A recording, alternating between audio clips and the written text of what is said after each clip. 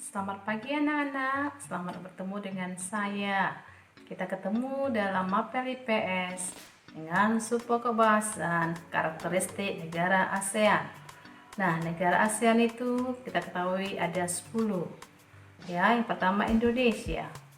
Perhatikan slide di bawah ini.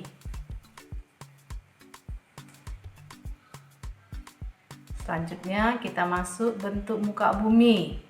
Nah, luas wilayah Indonesia itu mencapai 5.180.053 km persegi. Terdiri dari daratan seluas 1.922.570 km persegi dan lautan seluas 3.257.483 km persegi. Jadi, luas lautan itu lebih luas dibanding dengan daratan. Sementara pulaunya mencapai 16.056. Ini data pada tahun 2018. Keadaan fisik wilayah Indonesia itu dikenali dari keadaan geologis. Ada iklim dan bentuk muka bumi atau disebut fisiografis. Keadaan fisik wilayah mempengaruhi corak kehidupan. Kondisi geologis Indonesia terletak pada pertemuan 3 lempeng tektonik besar, yaitu lempeng Indo-Australia, Eurasia, dan lempeng Pasifik. Lempeng Indonesia-Australia bertumpukan dengan Eurasia di lepas pantai Sumatera, Jawa, dan Nusa Tenggara. Lempeng Pasifik bertumpukan dengan lempeng Eurasia di utara Papua dan Maluku Utara. Selanjutnya kita lihat tumpukan lempeng membentuk rangkaian pegunungan termasuk gunung api di sepanjang Pulau Sumatera, Jawa, dan Nusa Tenggara. Tumpukan lempeng juga mengakibatkan gempa bumi. Nah, gempa bumi menyebabkan bencana gelombang tsunami. Indonesia rawan gempa bumi dan letusan gunung api. Sebagian gunung di Indonesia adalah gunung berapi aktif. Gunung api aktif terbesar tersebar di sepanjang Pulau Sumatera, Jawa, Nusa Tenggara, Sulawesi, dan Maluku. Nah, perhatikan anak-anak, peta di bawah ini. Di sini nampak lempeng, ya, ketiga lempeng tadi. Ada lempeng Samudra Indonesia Australia, ada lempeng Eurasia, ada lempeng benua Australia. Nah, yang merah ini merupakan rangkaian gunung berapi yang dimulai dari ujung Pulau Sumatera, Aceh, ya, sampai Sumatera, masuk Pulau Jawa, Bali, dan Maluku. Ya, inilah yang menyebabkan Indonesia menjadi rawan gempa karena banyak gunung-gunung berapinya yang pada umumnya ini masih aktif. Selanjutnya kita lihat bentuk muka bumi Indonesia. Ya, jadi bentuk muka bumi itu dibedakan dari dataran tinggi, dataran rendah, bukit, gunung, dan pegunungan. Dataran tinggi itu mencapai ketinggian 500 meter di atas permukaan laut. Biasanya di dataran tinggi itu udaranya sejuk, ya, tanahnya subur sehingga cocok untuk ditanami daerah pertanian. Terdapat jenis dataran tinggi yang memiliki puncak datar yang cukup luas disebut plato. Contoh dataran tinggi di Indonesia itu ada dataran tinggi Gayo, dataran tinggi Dieng, dan dataran tinggi Malang.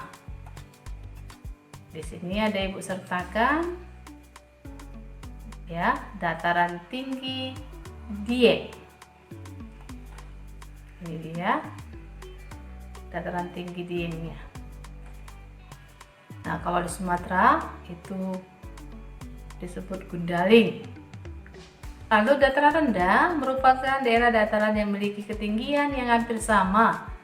Dataran rendah ini cocok digunakan sebagai wilayah pertanian, perkebunan, peternakan, kegiatan industri, dan sentral bisnis. Pada dataran rendah terdapat heterogenitas mata pencarian penduduk, diantaranya petani, buruh, tani, pedagang hasil bumi, peternak, pengrajin, alat-alat rumah tangga, dan pertanian. Buruh musiman, pekerja pekerja jasa, wira swasta, pedagang, dan sebagainya. Nah, pada umumnya kita sebagian besar tinggal di dataran ini. Nah, ini contoh dia ya, dataran rendah, mata pencarian dengan pertanian. Ini lahan pertanian yang cukup luas ya. Selanjutnya kita masuk ke keadaan perairan. Perairan adalah suatu kumpulan massa air pada suatu wilayah tertentu, baik yang bersifat dinamis, bergerak atau mengalir, seperti laut dan sungai, maupun statis atau tergenang seperti danau. Perairan ini dapat merupakan perairan tawar, payau, maupun air laut. Ini dia contohnya, Pantai Pink Lombok. Indah sekali bukan? Selanjutnya kita masuk mengenai penduduk. Nah, total populasinya sekitar 260 juta penduduk Indonesia. Ya, yang terbesar, nomor 4 terbesar dunia.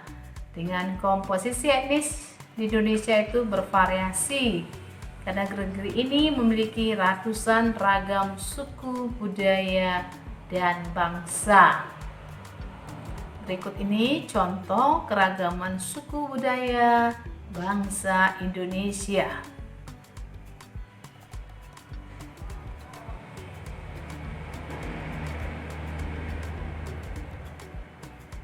Selanjutnya, kita masuk sumber daya alam Indonesia. Sumber daya alam Indonesia itu banyak anak-anak. Misalnya pertambangan. Ini saya ambil pertambangan minyak bumi dan gas alam. Lalu ada pertanian, ini ya. Selanjutnya ada perkebunan, ada perikanan, dan industri. Nah, berbagai macam kegiatan inilah nanti yang menunjang perekonomian bangsa Indonesia.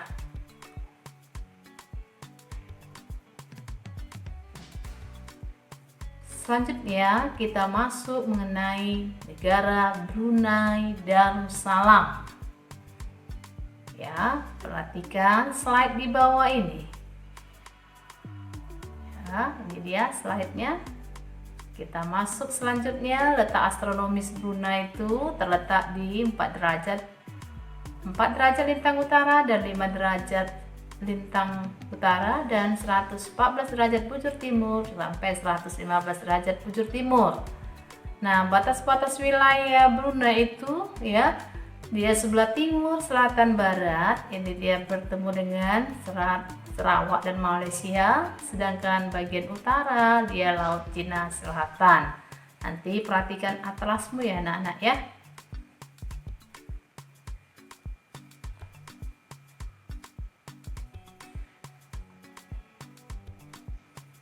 Sedangkan luas wilayah Brunei Darussalam itu hanya 5.765 km persegi. Iklim Brunei ya memiliki iklim tropis, rata-rata temperatur hariannya 24 derajat sampai 30 derajat Celcius. Curah hujan yang terjadi berkisar 2.500 sampai 3.000 mm per tahun. Tentang alamnya, sebagian besar daratan Brunei termasuk ke dalam dataran rendah yang pantainya berawan serta terdapat daerah pedalaman yang berbukit-bukit. Meskipun demikian, Brunei Darussalam tidak memiliki gunung. Salah satu bukit tertinggi negara itu yaitu Bukit Pagon yang memiliki ketinggian 1.850 meter. Tidak hanya itu saja, Brunei Darussalam juga mempunyai kenampakan alam dataran lain berupa pantai. Pantai yang terkenal di Brunei yaitu Pantai Muara, Pantai Meragang, Pantai Serasa, Pantai Tungku, dan juga Pantai Sri Kenanga.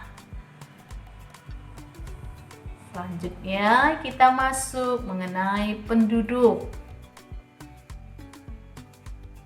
Jumlah penduduk Brunei tahun 2016 diperkirakan 436.620 jiwa. Bahasa yang resmi itu bahasa Melayu, ada bahasa Inggris dan bahasa Tiongkok. Mayoritas penduduk negara Brunei Darussalam itu beragama Islam, ya, mencapai 78,8%, dan sisanya beragama Kristen 8,7% dan Buddha 7,8%. Selanjutnya kita masuk sumber daya alam. Nah, Brunei itu dikenal sebagai negara ya yang kira-kira 90% dari negara itu berasal dari sektor pertambangan, terutama minyak bumi dan gas alam. Ya, daerah penambangan minyak bumi terdapat di Seria, lepas pantai Kuala Belait, Ampat dan Jerodong. Rata-rata produksi minyak bumi Brunei mencapai 20.000 barel per hari. Selain minyak bumi, dia terkenal dengan perikanan, ya, merupakan sumber daya kedua terbesar di Brunei. Lalu perikanannya sepanjang garis pantai utara, ya, Brunei hampir disibukkan dengan kegiatan penangkapan ikan pantai utara dan Laut Cina Selatan. Hasil pertanian yang banyak diusahakan adalah padi, sagu, dan ubi kayu. Kalau kita lihat perekonomiannya, ya, negara ASEAN itu terkenal sebagai julukan petrodolar Asia Tenggara. Kenapa? Karena perekonomiannya didukung dari sektor minyak bumi dan gas alam. Lalu ekspor Brunei ke Indonesia berupa kapas, besi, dan baja.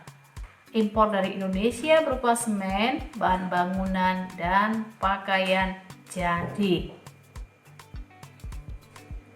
Selanjutnya kerjasama, ya, ASEAN itu Brunei itu tergabung dalam ASEAN tahun 1984. Lalu kerjasama internasional Brunei itu mencakup WTO, APEC, OPEC, dan OKI.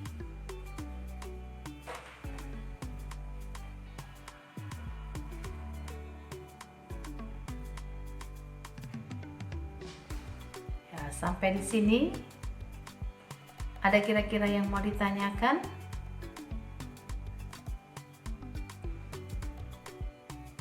Terima kasih. Selamat belajar.